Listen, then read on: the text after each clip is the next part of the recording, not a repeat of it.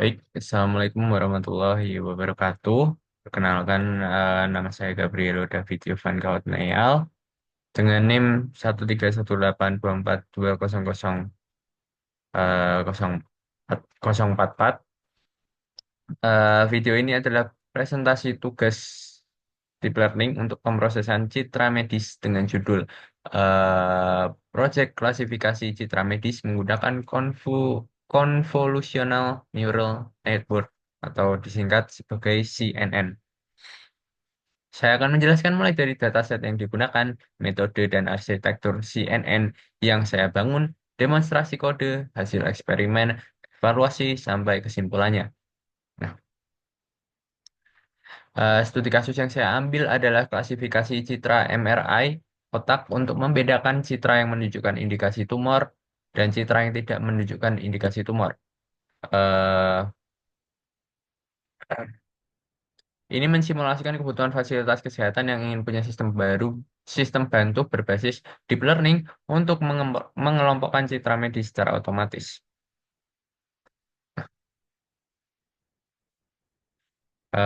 Mana ya? Baik, nih distribusi jumlah citra per kelasnya bisa dilihat ya. Jadi ada yang dataset dengan no brain tumor itu ada 98 dan dataset brain tumornya ada 155. Jadi total dari citranya itu ada sebanyak 253.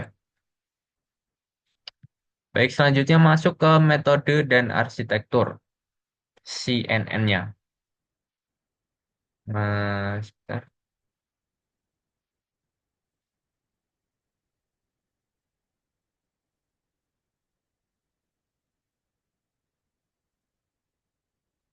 Nah, sebelum masuk ke pra pemrosesan, ini adalah contoh citra visual dari datasetnya.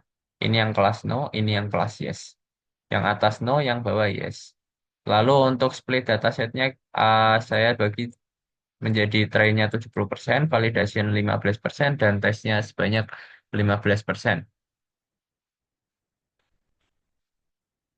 Nah, jadi total angkanya ada di SIP ini. Baik, masuk ke pra pemrosesan. Eh, untuk pra pemrosesan, saya melakukan resize seluruh citra eh, menjadi ukuran 150 kali 150 seperti yang terlihat di sini. Ini kodenya.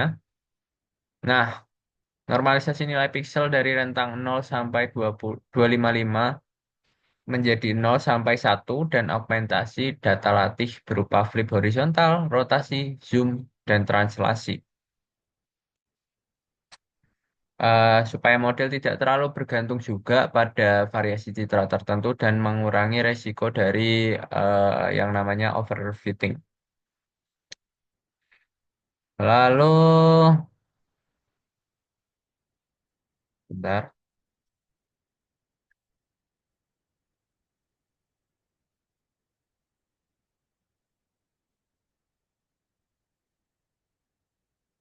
Nah, ini yang sudah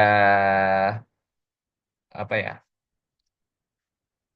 Yang sudah dikecilkan skalanya.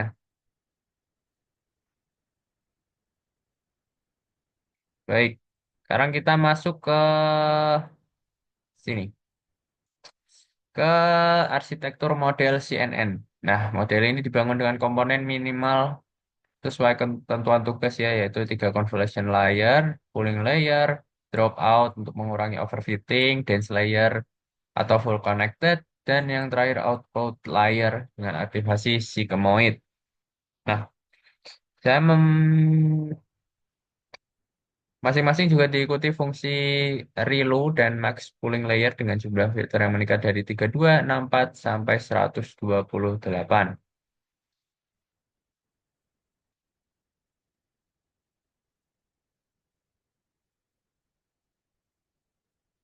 Setelah itu ada flatten dan layer dengan 128, dropout dengan rate 0,5 untuk mengurangi overfitting, dan terakhir output layer dengan satu neuron dan aktivasi sigmoid untuk klasifikasi biner.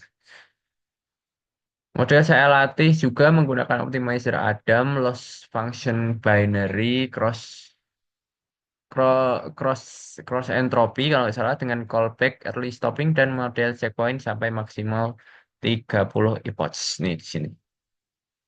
Nih epochsnya 30. Nih model dilatih menggunakan optimizer Adam dengan callback early stopping, menghentikan training jika val loss tidak membaik selama beberapa epochs, dan model checkpoint menyimpan bobot model terbaik berdasarkan val. Nah, untuk epochnya sendiri di saya hanya dapat di sampai 20 epoch saja karena mungkin di sini ya early stopping. Jadi dia berhenti di epoch ke 30. Baik, lalu selanjutnya masuk ke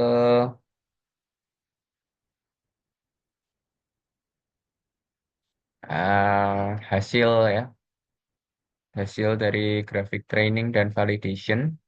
Nah, ini menampilkan untuk perkembangan akurasi dan loss pada data latih dan data validasi di setiap epochnya.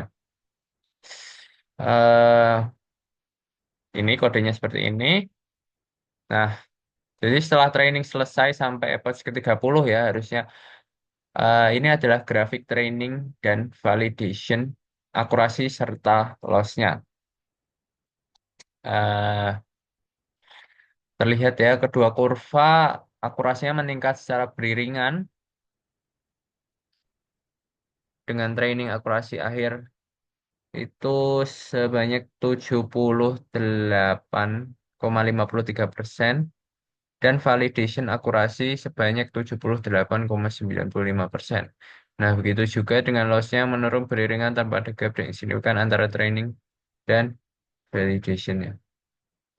Tapi jika kita lihat untuk training dan validation loss-nya sendiri itu ada perbedaan yang cukup signifikan ya di sini, di mana yang oranye itu naik dan yang hijau itu yang biru itu turun cukup tinggi.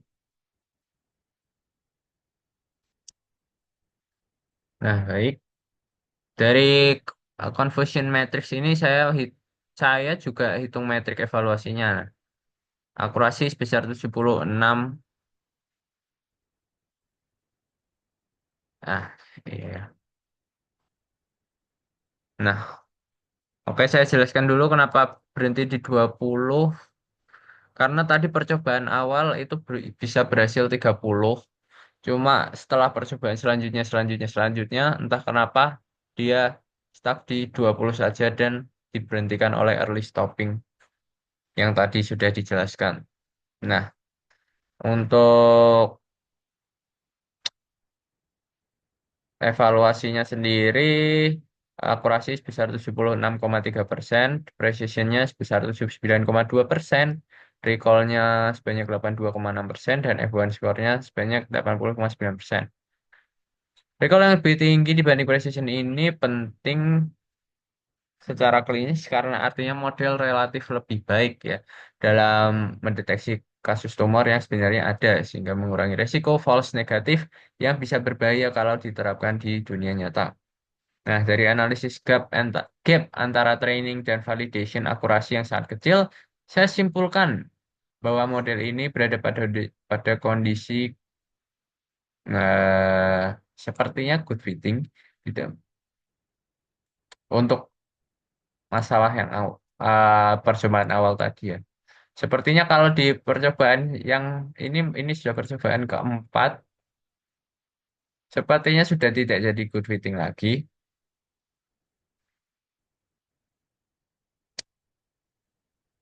Baik. Jadi untuk kesimpulannya sendiri cukup berhasil untuk membangun model CNN dengan tiga convolution layer. Relu, pooling, dropout, dan dense layer untuk mengklasifikasikan citra MRI otak ke dalam dua kelas. Nah, tumor dan non-tumor dengan hasil akurasi se di angka 76,3% dan equivalence score-nya di 80,9%.